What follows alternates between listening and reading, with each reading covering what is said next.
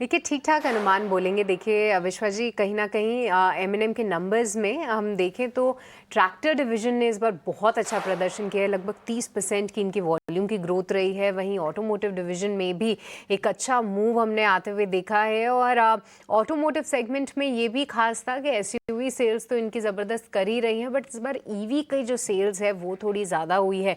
उसके चलते थोड़ा-सा मार्जिन्स पे प्रेशर रह सकता है, बट कहीं न कहीं स्टेबल मार्जिन्स पाए जाएँगे ऑटो सेगमेंट के। हालांकि ट्रैक्टर डिवीजन के मार्जिन्स फ्लैट आने की उम्मीद है।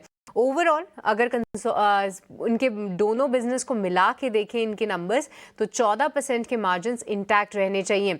अब इसके साथ साथ इनके आय की बात करें तो वहां पर भी साल दर साल लगभग 23% की ग्रोथ की हम उम्मीद कर रहे हैं। 33,832 करोड़ ये आंकड़ा रहना चाहिए। बिड्डा में 20% उछाल की उम्मीद है और मुनाफे में 4,000 के पार ये आंकड़ा जाना चाहिए, ये हम उम्मीद लगा के चल रहे हैं। इस बार जो है ये जो क्वार्टर रहता है, इसमें इनकी जो अन्य सब्सिडरीज हैं उसके डिविडेंड आते हैं, तो इसीलिए आप साल दर साल नंबर ज़रूर देखें। तिमाही दर तिमाही देखेंगे तो मुनाफे में एक थोड़ा सा ज़्यादा जंप आपको दिखेगा, जो कि आप जस्टिफाई नहीं कर पाएंगे।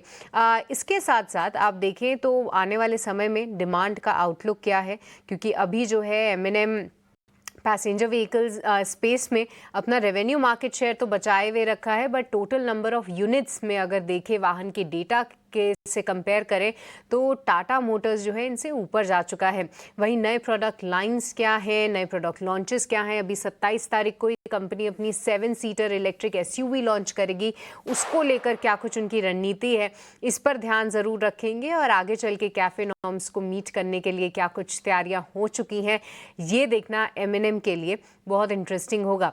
तो कहीं ना कहीं आज तो देखिए नए लॉन्च की भी न्यूज़ थी, थोड़ा सा स्टॉक रिएक्ट ज़रूर कर रहा है। बट मयूरेश जी, आपके क्या लॉन्ग टर्म टारगेट्स हैं एम&एम में? So the disclaimer will continue holding the stocks हमारे global portfolios में, and you're absolutely right, Srishti. I think जो SUV market है, I think you've seen this in the past few quarters. I think this is one of the hottest markets. और यहाँ पे I think momentum बरकरार रहने की पूरी उम्मीद है, इसलिए I think जो volume growth रह सकती है M&M की can be significantly better. Obviously, I think like in the case of Maruti, I think नए जो launches आएंगे ये significantly contribute करेंगे. You obviously are right in saying that जो ट्रैक्टर डिवीजन है इनका, जो फार्म इक्विपमेंट डिवीजन कहते हैं, यहाँ पे भी आई थिंक एक डिसेंट ग्रोथ रहनी चाहिए, both in terms of volumes as well as prices stabilising, and in fact even their subsidiaries to a certain extent. I think Tech Mahindra के लिए जैसे मैं कह रहा हूँ, I think for the IT sector the worst is probably over getting priced in.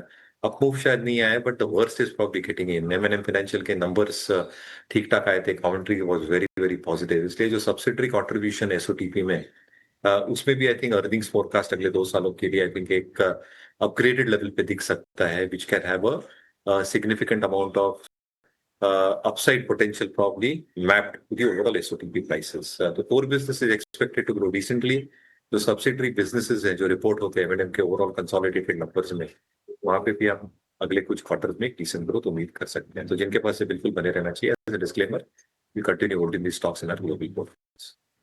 Alright, तो चलिए यहाँ पर आपके लिए राय ऑलरेडी भरोसा जो है बरकरार है एम&एम में, और कई सारे फैक्टर्स जो प्ले करेंगे वो भी मयूरेश ने बताए। पर चलिए अब आपको ये भी बता